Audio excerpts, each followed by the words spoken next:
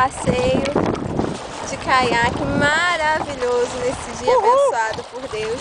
E meu amor aqui remando, a gente passeando, sofrendo só um pouquinho, né? Apesar de tudo, né? Ele é um cavalheiro, está me levando para passear. Eu não acertei muito bem remar com isso aqui não, preferiu não deixar, né? Chato pra caramba, afinal de contas.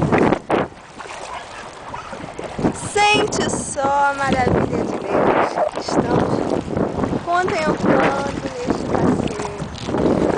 E o Carlos sofrendo, e o Carlos sofrendo, e o Carlos sofrendo, e o Carlos... Sofrendo nada.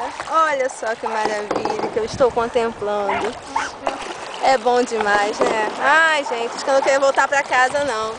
Pensando bem, será que em Piedade a gente consegue remar um pouquinho assim, amor?